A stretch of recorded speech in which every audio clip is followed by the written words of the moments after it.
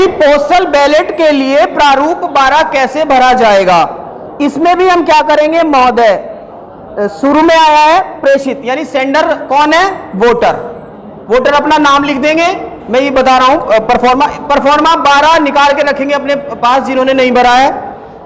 प्रेषिती यानी सेंडर अपना नाम लिख देंगे, वोटर अपना नाम लिख देंगे, जैसे सुधीर कुमार या जिसका जो नाम है। फिर लोकसभा 5 नगीना या जो भी लोकसभा के हो वोटर है वहां। फिर महोदय मैं लोकसभा निर्वाचन क्षेत्र 5 नगीना या 4 धामपुर के लिए होने वाले निर्वाचन में अपना मत डाक द्वारा देना चाहता हूं। मेरा नाम लोकसभा निर्वाचन क्षेत्र 5 नगीना या 4 बिजनौर या 6 मुरादाबाद में जहां भी है वो भर देंगे। ठीक है, मान लो बिजनौर वाले हैं तो वो क्या भर देंगे, 4 बिजनौर में समाविष्ट जो आपकी लोकसभा है। लोकसभा क्या है, जैसे 22 बिजनौर, सॉरी विधानसभा, हाँ वो भर देंगे 22 बिजनौर या 23 चांदपुर।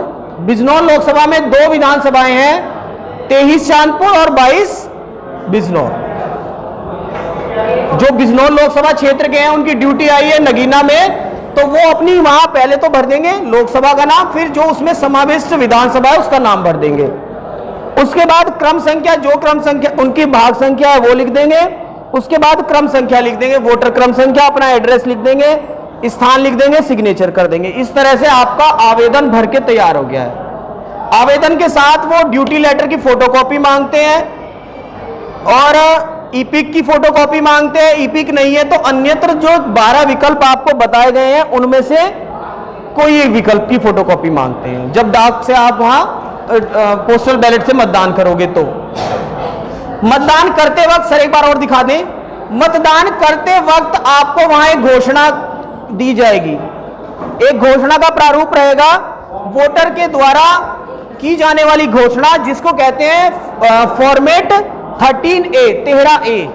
इस घोषणा में फिर लोकसभा का नाम लिखा जाएगा, विधानसभा का नाम लिखा जाएगा और जो बैलेट पेपर आपको मिलेगा उसका बैलेट पेपर क्रमांक लिखा जाएगा। किसमें, जब वहां आप घोषणा कर रहे होंगे। अपने बैलेट पेपर का क्रमांक भर दिया है, डेट भर दी है, जो हमारा वोटर है उसने सिग्नेचर कर दिए हैं। उसके बाद हस्ताक्षर का सत्यापन, वहां गजेटेड ऑफिसर बैठे हुए हैं जो उस फॉर्म को वेरीफाई करेंगे। उसमें आपका फिर नाम लिखा जाएगा, यदि कोई पहचान करता है तो उसका नाम भरा जाएगा, नहीं है तो कोई बात नहीं है, फिर उनके सिग्नेचर हो जाएंगे। इस तरह से आपका ये फॉर्मेट 13A भर के तैयार हो जाएगा। इसके बाद 2 लिफाफे मिलेंगे आपको। एक को बोला जाता है फॉर्म 13B और वो छोटा लिफाफा होता है, एक बड़ा लिफाफा होता है वो होता है फॉर्म 13C। तो फॉर्म 13B में क्या करते हैं, जो बैलेट पेपर हमें मिलता है, नेक्स्ट सर बैलेट पेपर दिखा दो एक आपको, नीचे की तरफ बैलेट पेपर जो है, इस बैलेट पेपर पर आप अपने मनपसंद अभ्यर्थी को, कैंडिडेट को वोट करोगे। इलेक्शन कमीशन ने कोई साइन रेकमेंड नहीं किया कि आप सही लगाओगे, कट लगाओगे, गोला लगाओगे, क्या लगाओगे। अपने पसंद के कैंडिडेट के सामने आप सही का निशान भी लगा सकते हैं, कट का भी लगा सकते हैं, जो आपकी इच्छा है निशान, मगर उस निशान से आपकी पहचान ना प्रदर्शित होती हो, ऐसा निशान लगाया जाएगा। ऐसा नहीं कि आप अपना नाम ही उस पर लिख दो, वो कैंसिल हो जाएगा।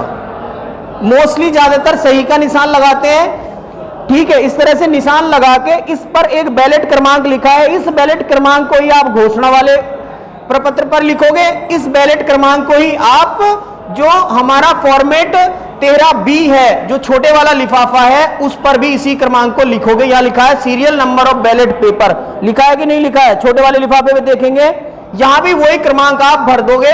ऊपर इलेक्शन टू द, किस चीज का इलेक्शन है, तो लोकसभा सामान्य निर्वाचन 2024 यहां भर दोगे आप, ठीक है।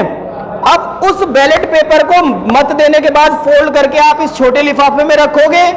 इस छोटे लिफाफे में जो आपने बैलेट रखा है वो और जो घोषणा की है वो, इन दोनों चीजों को बड़े वाले लिफाफे फॉर्मेट 13C में रख दोगे।